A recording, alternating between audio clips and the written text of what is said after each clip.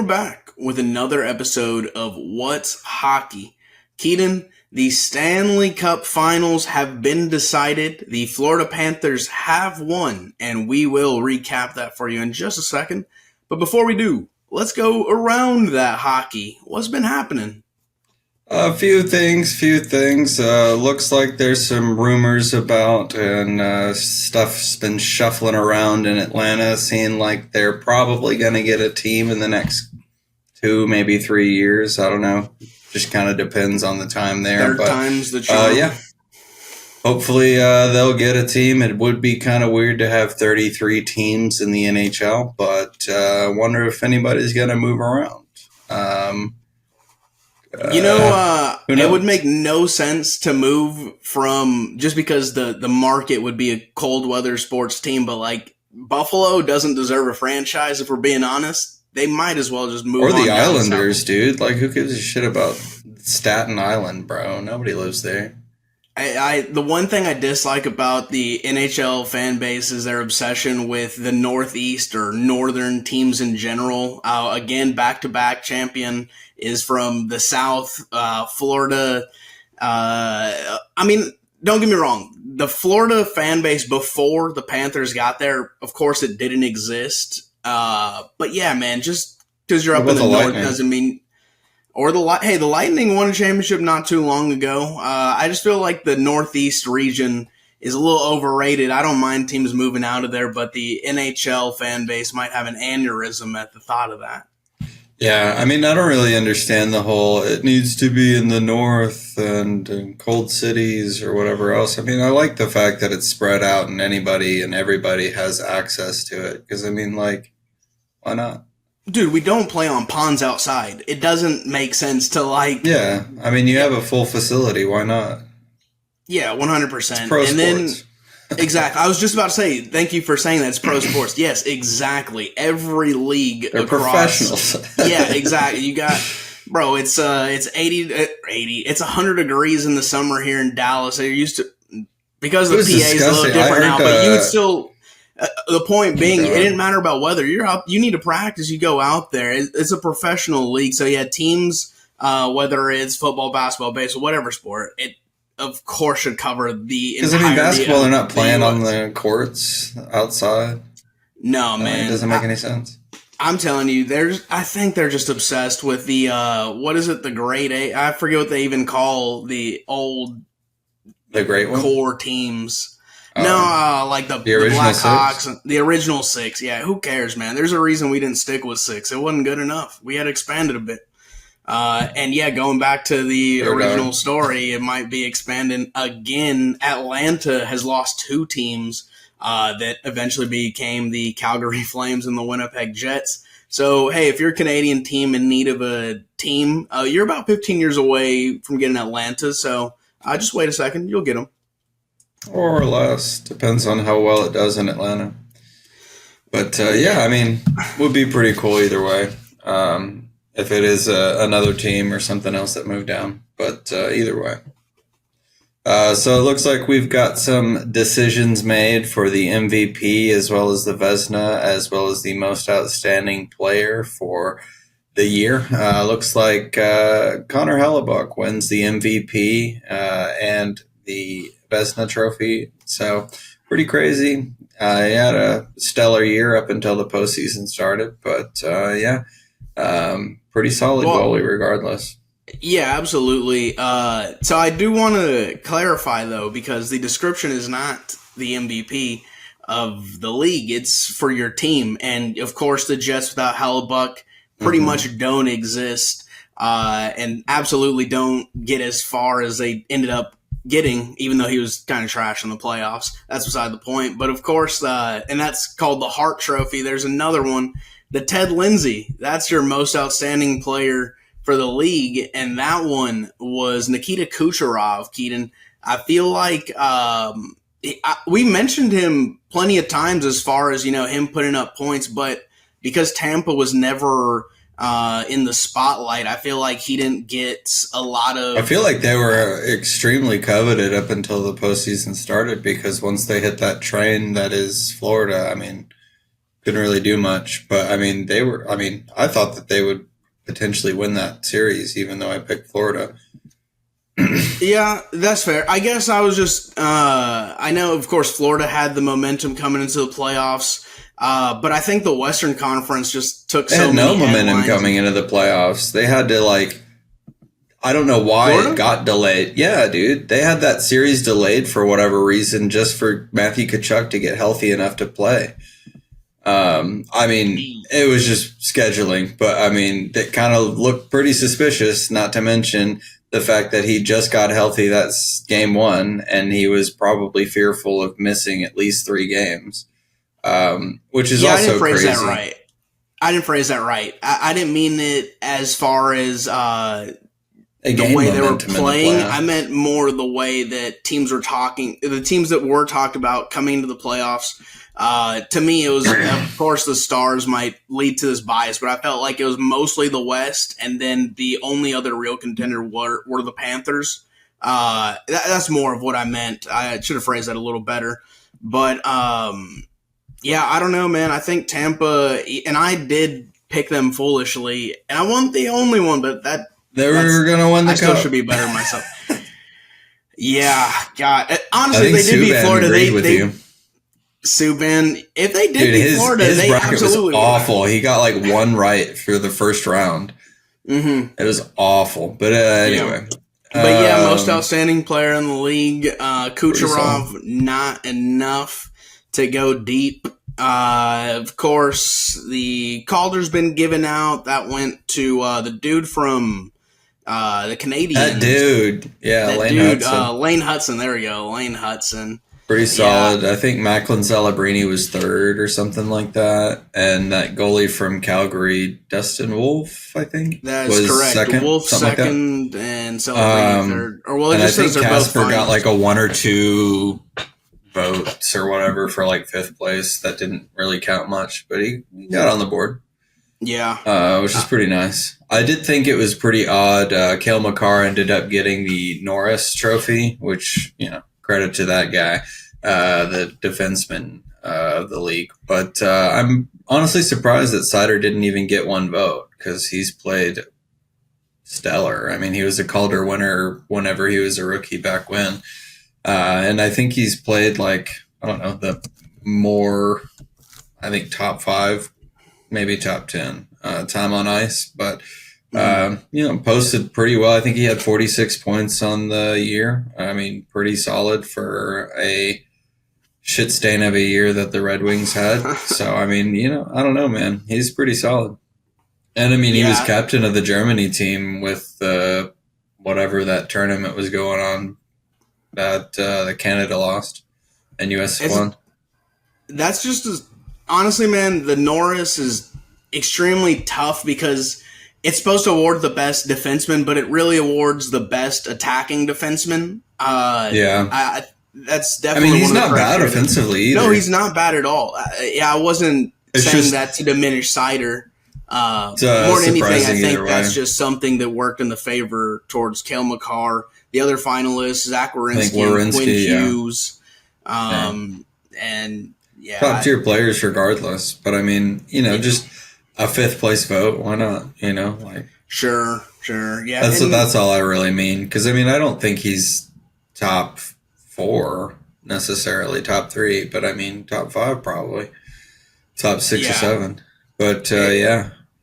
It's a really tough one, man. And I probably should have looked this up before I get into it, and you're about to hear some Homer bias. But knowing how much of the offensive side of the game is impacting the Norris Award, Cody Ceci was amazing. I feel like Thomas Harley should have gotten a little bit of a shout. I mean, he was he's not bad. Unreal when or Heiskanen, but he went he hurt, missed half the year, so I mean, even still, everyone's just talking and glazing him all the time.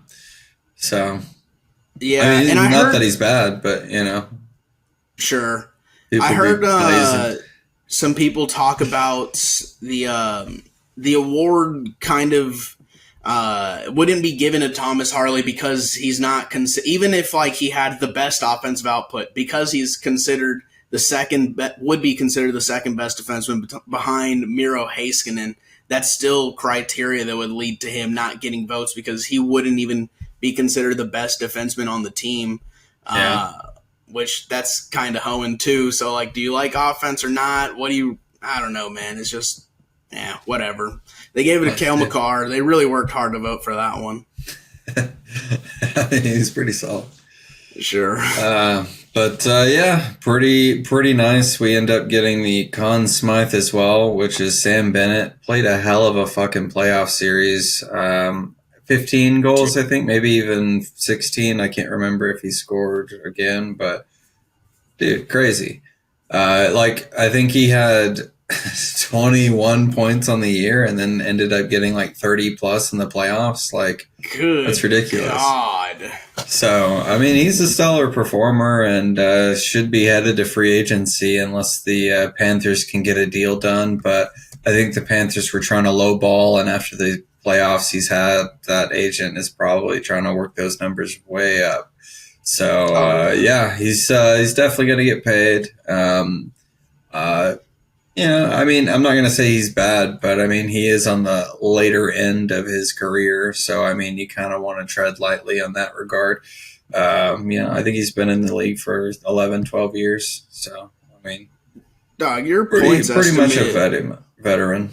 Your points estimate was way off. He had 51 in the regular season and 22 in the playoffs. Still pretty good. Yeah. No, I mean, dude, his playoffs... I think I meant 20 goals in the season, but either way. Okay, got you. And then Marchand, oh my God. I know we talked about him last podcast. Jesus Christ. I think it was only one game this series that he didn't score. Maybe two, I don't know. Wasn't it this last one he didn't score? It was just all Reinhardt and one from Kachuk. That one guy. Yeah. But Jesus Christ, what an addition he was. I assume that's a rental, but does he have another year? Do you know? My fault. Sorry. Marchand.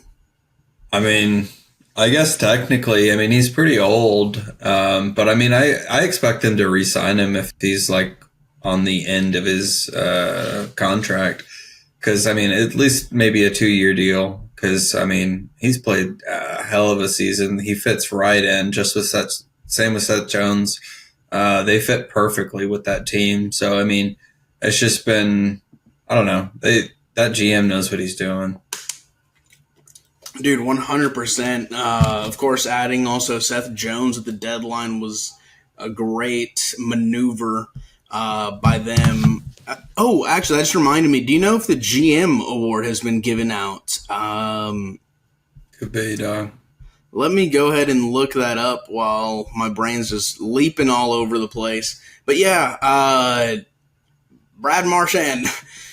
Pretty good, dog. I was going to ask real quick. So you said Bennett is on he's a free agent. He will be. Okay, and they were lowballing him? I think they were expecting him to sign like an $8 million a year or less contract, and I think he's probably getting a little bit more. Okay. Or trying to get a little bit more.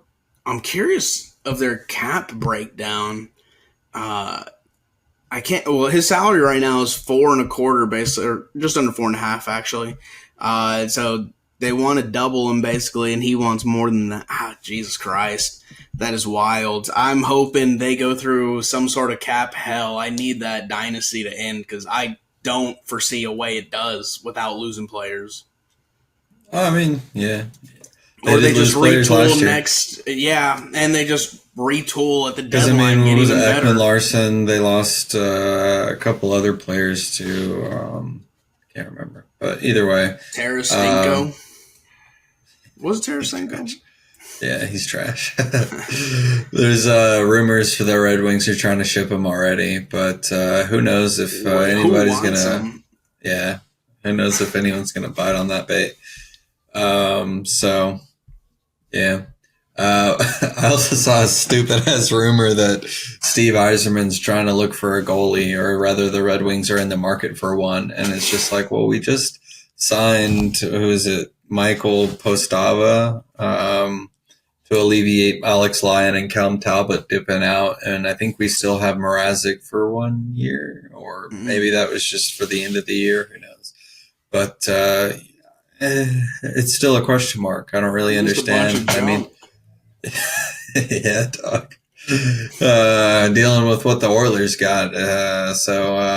Yeah, just a big question mark at goalie. So I hope we get somebody. We're also expected to. We're like the top three teams rumored to sign Aaron Ekblad over the offseason, which is also another tool that the Panthers may lose this offseason. So Okay. it is pretty interesting. I think Toronto and the Oilers are looking for Aaron Ekblad outside of Red Wings, as far as the rumor mill is concerned. But yeah, I mean, would be pretty interesting. I hope we get some sort of defensive help. Ekblad's pretty good, but I just hope he actually fits in, because I mean, if he just comes in, he's just a name. Kind of feels like what Tarasenko put up last year. So. Yeah, so we'll see what happens. Hopefully they end up doing some great stuff. But yeah, on to the Stanley Cup, which is a lot more important than everything else that's happened. So yeah, the Panthers end up winning. They won it in 6 games. Honestly, after that game 2 overtime win against in Edmonton, I did not expect the Oilers to really recover from that, because game 3 they were absolutely broken. I think game 4 they had some sense of all right, dude, get yourself together. But game 4 they were still lost. Yeah, they started down 3-0, and they do make the comeback, end up scoring 4 straight, and getting the winner in OT after Florida eventually tied it up. But yeah, I mean, I agree with you. Pushing to overtime, and you win both games. You win both games that you won in overtime, and you're pushing it to the absolute limit to try to win. And I mean, in overtime, I mean, yeah, you win, but dude, the other team could have won easily. So I mean, it's really just sudden death at any point, and it's really just not much of a way to decide games, or rather a series, with just that game. Because I mean, you can't rely on it. You can't rely on it, because I mean, Edmonton, when they played their absolute best offensive hockey and somewhat defense, they went to overtime, and they do sneak some victories out. But even when they were just at their average, because I think in game 2 they started out pretty well, but they ended up losing in the double overtime. But I mean, even still, that's Bobrovsky's a fucking brick wall, dude. They just could not get anything past him. Extremely frustrated, couldn't get anything offensively going. I saw a lot of where Florida would just stifle whatever McDavid was trying to do, and he's probably gotten maybe 2 or 3 clean looks over the whole series. I think he only had 1 goal as well in this whole series, so just it's crazy. They knew what they were doing, and a perfect counter to what the Oilers do.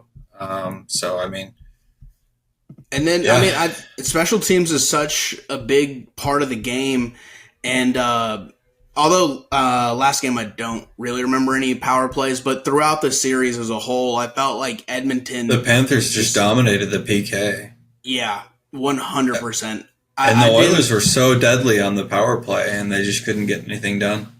Dude, I mean, it's stupid the people they'd have on the ice at once.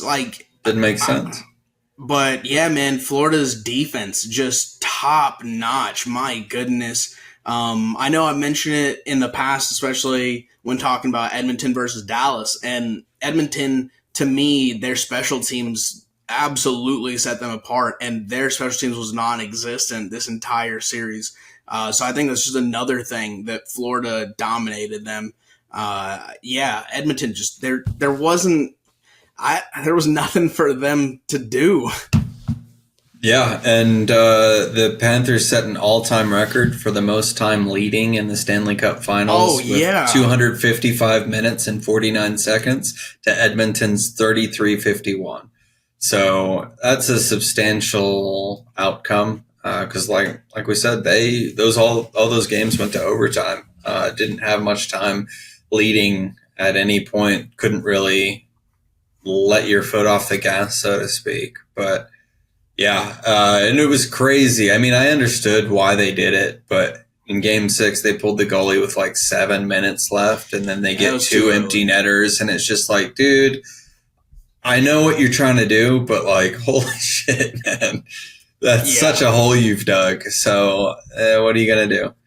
yeah, Um, man. That but yeah, Well, and that to me was so stupid because even in games where they made comebacks, they did it with 5-on-5s. Like it wasn't their power play getting them back into the game or a man advantage. Just I don't know why.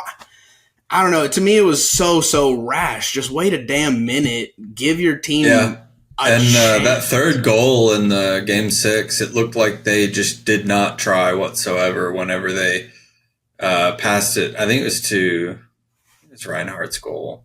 It's either that or the Kachuk goal. I can't remember, but either Kachuk's was way, early like, on. oh, okay. But yeah, that third goal just they looked defeated. Yeah, I don't know.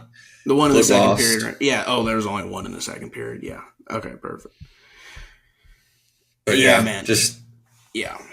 ridiculous. Well, and I think I you don't and I know. talked about it. Was it game 3 or was it 2 or 3? I think it was 3 that ended with like the I don't know Everyone ejected. avalanche of penalty minutes and yeah, everyone Yeah. getting ejected and all that. That's game Uh, 3 where they had a hissy fit for no reason. yeah, they Just childlike manner. completely lost their composure. I mean, and they're I also saw something where like the chirping between players, it was something that like you probably would never want to have printed. Like I think a lot of the stuff like they might want to like cut out a bunch of the stuff for the mic'd up portions. Like I don't know, man. There's just a lot of stuff that was said. I can only imagine because the fucking Oilers just completely unraveled themselves. I don't know, man. Just crazy.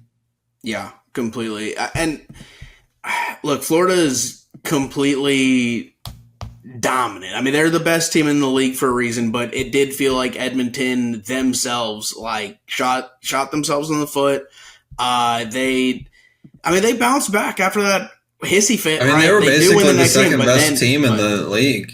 I mean, they proved it by winning against I top would say tier they teams absolutely. like Dallas, fucking Vegas, and even the Kings played really well against them. So, I mean, Yeah. I don't know, man. Nah, man. It's just the talent, skill, strategy of Florida. It's The just too much depth. to overcome. The depth. Yeah. They even had Nate Schmidt scoring. Like, who the fuck is that, man? I also saw something where the Florida Panthers, after it was all, I guess, said and done, they actually like broke the Stanley Cup on the sides Oh, because of really? holding it. Yeah. I did not see that. So, yeah, it's kind of crazy. My But goodness. it is also pretty classy that everyone, I think the captain obviously got the first hold, but everyone that was after that was first cup winners. Oh, So they cool. all just, yeah, they let the people that just won their first one, like Seth Jones, Nate Schmidt, and a few others. So it was pretty classy of them. Because a lot of people were like, I bet Brad Marchand's going to get the second touch or something like that. But pretty classy. But yeah. Brad Marchand is a free agent, and y'all have an Oh, okay. affinity for bringing in old Florida Panthers. So, hey, could be in red Do next we year. know? Could be. I mean, he was Could in be. Redden this year. Yeah, that has no effect on next year's red. Yeah, it could be. He could be a Carolina Cane, dude. If Could we be. were wearing red, could be Or a the number Calgary one Flame. overall pick of the expansion Atlanta team. Who knows? Yeah, who knows, dog? But yeah, pretty stellar. Looks like we've got a dynasty, and they may or may not win their third year in a row. Who knows? We'll see. But yeah, Yeah, there Oh, Jesus. I got a little something stuck in my throat. Obviously, there are no games to be picked, and I didn't even bring my notebook to say if we got it right or wrong last week, but it does not matter because, Forgot. Keaton, you have been crowned our Pick'em champion this year. Congrats. Nice, dude. You beat me by like 50. It was horrendous. I don't know what you were thinking, dude. But I yeah, know even less. you just gotta watch the game sometimes. I'll try. Don't just but, look up the box score and argue with who am people on I, the Stephen internet. Do you know how your prize picks play went last week? I don't think it went through, but I don't actually know. I'm pretty Okay. sure it did not pass. I gotta pull mine So, up right. Swift. Pretty trash. I know I did make a few picks without this particular podcast, and they failed miserably. So I just expect the other ones to do the same. Mine. I can't find my play. Dude, I cannot believe Aaron Ekblad got 0 fucking hits. It's crazy to me. That's atrocious, dude. He's going on a he's going to be a free agent. I mean, The he's game was gotta over though. Why has he got to hit anyone? He's got to hit people, dog. Nah, it was over. There was no point in it. You got stats. You could be like, "Hey, dog, I got these hits when it didn't matter." Hey, I hit someone. Yeah, I know. But yeah, no more prize picks plays for the season. I actually should have tallied it up. I apologize, but I believe I did beat you on those. I think I had more. Could be. I mean, I had a 3-week streak. That's it. That's cute. You only had 2. 2 3-week streaks. No, like 2 weeks streak. No, I definitely had more than that. This guy sucks I don't know. at picking. Either way, it doesn't even matter. We don't even have it pulled up. So, yeah. That's just my assumption. Keaton, I believe that's going to conclude our last episode of the season. There could be a potential off-season episode. Probably. Well, maybe just Yeah, like a we'll season see. preview. We'll see. All right, maybe not. It sounds like we'll see. that'll do it. But yeah, appreciate y'all for coming through this season. We'll likely be back next year. More than likely, we'll see. Most likely. We'll see what happens. We'll see. Can't predict the future. Catch it. Yep. Take it easy. Good.